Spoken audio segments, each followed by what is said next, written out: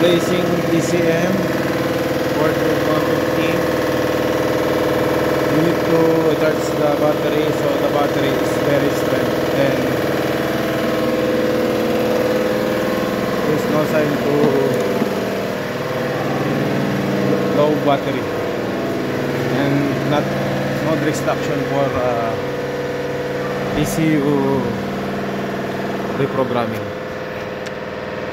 First, I check the using IDS and I will program the key. Need to program mobilizer key. Need 2 key to program.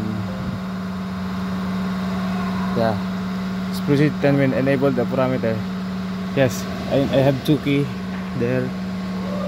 See, I mark.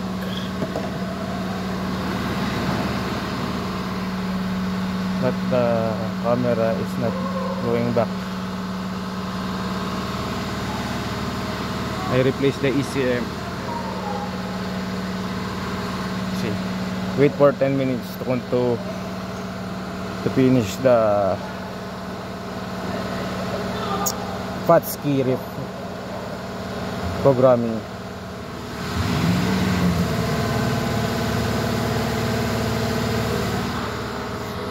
Sport F150 replacing ECM, engine control module, or ECU engine control unit. Ford F150.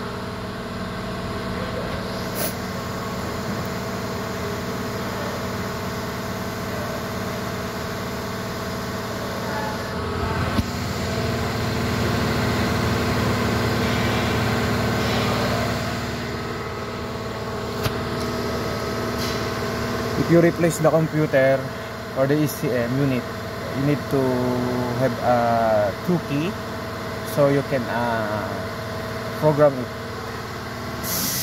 with the IDS FATSKey.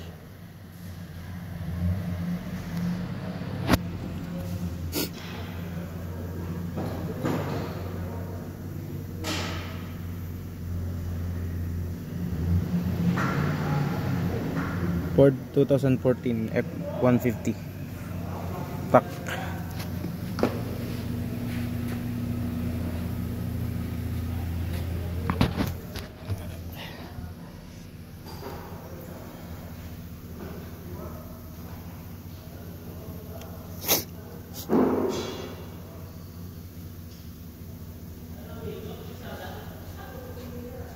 We will wait up until the programming is finished. It's around 10 minutes. It will take time, but you need to charge your battery so will not have a distraction for the programming, or when the battery is weak, the programming will not successfully. So it's better to charge your battery or put a charging for your battery.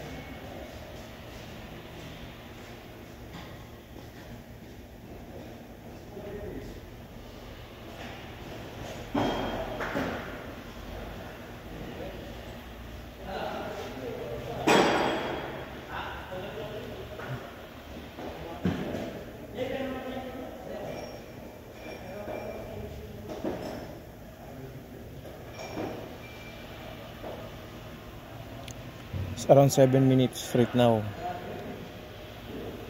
meaning 3 minutes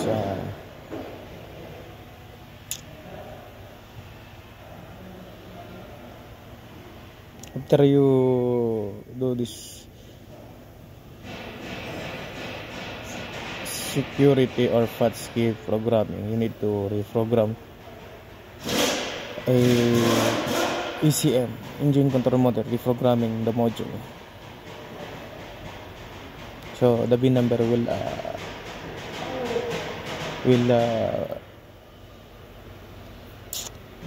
so the computer will get the VIN number of your car, your model of your car.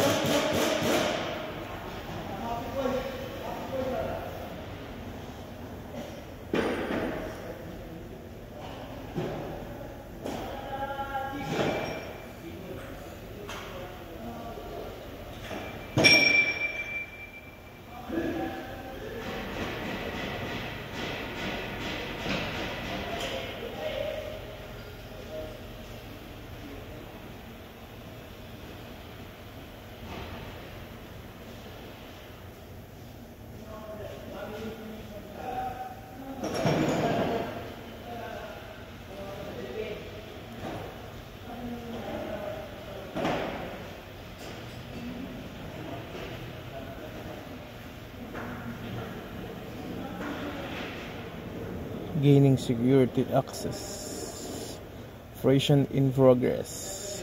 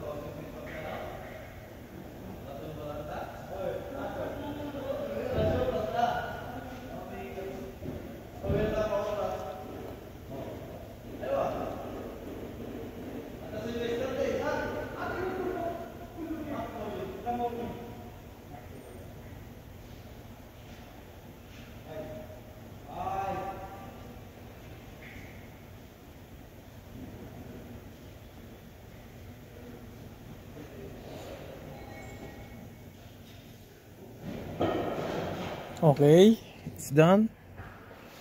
So need to check the button, click the check button, and security access granted. Okay, you need to check again the check button. You need to do this one, parameter reset. This one is parameter reset. You need to this one, replace 2 key. You will need 2 key to start the vehicle. Have replaced pads IC. It's instrumental caster, VIC, virtual email cluster, hybrid electrical cluster, passive anti-theft.